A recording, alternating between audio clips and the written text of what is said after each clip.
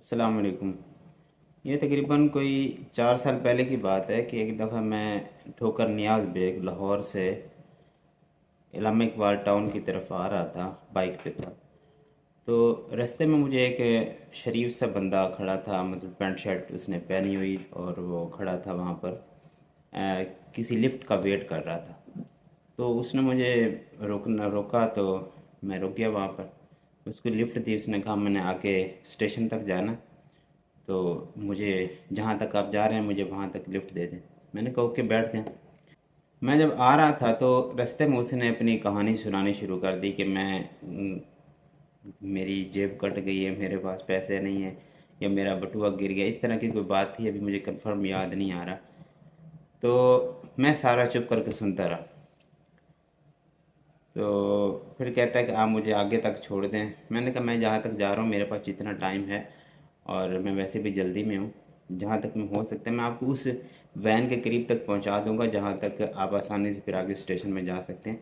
वहाँ से जो वैन है ना वो डायरेक्ट स्टेशन पे जाती है। देखा वाला जो मोड़ जो पंजाब यूनिवर्सिटी के करीब है, वहाँ पर मैंने उतरना था और मैंने जाना था मून मार्केट की तरफ। उसके लिए जो आके वैन थी वो सीधी स्टेशन जा रही थी, तो मैंने यही समझा कि ठीक है यहाँ पर उतार देता हूँ। तो मैंने जैसे उसको बेखे वाले मोड़ पे उतारा, तो मैंने उसको उतारा, तो मैंने कहा ठीक है आप यहाँ पे उतर जाएं, क्योंकि मैं यहाँ से इधर लेफ़्ट साइड पे जाऊँगा, तो सामने ये स्ट्रेट में है, गाड़ी खड़ी है, तो आप इस पे स्टेशन पे जा सकते हैं। अब वो कहता है कि मुझे पैसे दे दें। मैंने कहा पैसे तो मेरे पास नहीं है, मैं जितना आपकी सपोर्ट कर सकता था वो मैंने कर दी। और आई एक्चुअली मेरे पास उस वक्त शायद थे भी नहीं उतने की जिसके मैं उसको दे सकूं। तो जैसे वो वहाँ पर उतरा ना, तो उसने मुझे दुआ की जगह पर एक बात कही जो मैं हमेशा याद करके ना, मुझे हंसी आती है। जो आप सोच भी नहीं सकते कि उसने मुझे जवाब में उसको उतारने के बाद उसने मुझे क्या कहा होगा। मैं भी उस वक्त नहीं सोच सकता था कि ये बंदा मुझे ये जवाब देगा। तो उसने मुझे जाने से पहले ये कहा कि, मैंने कहा मैं जो नेकी किया आपके साथ मैं इतना कर सकता था, और मैं नहीं कुछ कर सकता आपके लिए, पैसे आपको नहीं दे सकता, क्योंकि मुझे पता था कि ये सिर्फ मांगने वाला और ये सारा बहाना इसका है, एक तरह का। यहाँ से फिर वापस जाएगा, फिर जो मोटरसाइकिल वाला होगा उससे मांगेगा। इस तरह के आपने देखे होंगे लोग, आपने भी शायद किसी को सवारी दी हो। तो जाते हुए उसने मुझे ये कहा कि लख दिल लानत है तुम्हारी नेकी पे।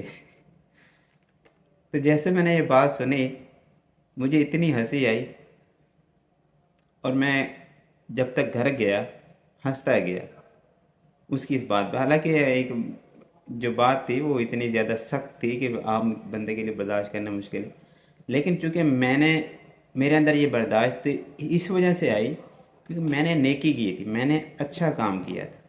अब अच्छे काम के रिएक्शन में अब दिल मेरा सुकून में है कि मैंने अच्छा काम किया। अब उसके रिप्लाई में अगर मुझे उसने इस तरह के वर्ड बोले हैं, तो उनका मुझ पर असर इसी वजह से नहीं हुआ क्योंकि नेकी का उस वक्त गलबा ज़्यादा था। जो मैं अच्छा काम कर चुका था, जो सुकून मुझे उस नेकी के बाद मिला था वो मुझे मिल चुका था। उस सुकून के अंदर अगर उसने मुझे ऐसी बात कह दी है तो मुझे उससे कोई फ़र्क नहीं पड़ा, बल्कि वो चीज़ मेरे लिए हमेशा के लिए एक तरह की इंजॉयमेंट है।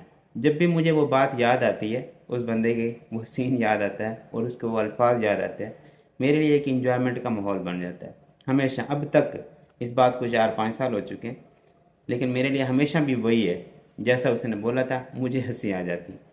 तो आप जब भी किसी के साथ नेकी करें, कोई अच्छाई करें, और उस अच्छाई को अपने दिल के अंदर पा लें, महसूस कर लें, तो सामने वाला बंदा आपको जो रिएक्शन देता है, अच्छा देता है, बुरा देता है, आपको गाली देता है, आपको कुछ भी करता है, लेकिन आपने अगर नेकी का उस नेकी का वो नेकी आपके अल्लाह की तरफ कबूल हो गई, उस नेकी का जो सुकून आपने अपने अंदर पा लिया है, उसके बाद किसी के कुछ भी करने से आपको कोई फ़र्क नहीं पड़ेगा। ये एक नेकी की अपनी खासियत है। जब वो कबूल हो चुकी हो तो उससे फिर कोई भी बंदा आपको कुछ भी बात करे आपको फ़र्क नहीं पड़ता, जब आपकी नेकी अल्लाह के यहाँ कबूल हो जाए। तो बैठा था, मैंने कहा ये चलो ये आपको ये स्टोरी सुना दूँ, हो सकता है आपकी ज़िंदगी में कभी इस तरह का मौका बने और हंसते हंसते आपको कोई इस तरह से कह दे, अगला बंदा चाहे जिस आपने उसके साथ अच्छाई की हो, लेकिन वो आपको रिएक्शन में ये कह दे, तो आप ये चीज़ ज़हन में रखिएगा कि आपने अच्छा किया है, आपको उसकी बात का बुरा नहीं लगना चाहिए। अल्लाह ताला हम सब के मिजाज को अपने कंट्रोल में रखने की तौफीक अता फरमाए, और दूसरे के साथ भलाई की सोच रखते हुए दूसरे के साथ हमेशा अच्छा रवैया रखने की तौफीक अता फरमाए। दुआ के साथ इजाज़त चाहूँगा। अल्लाह हाफ़िज़।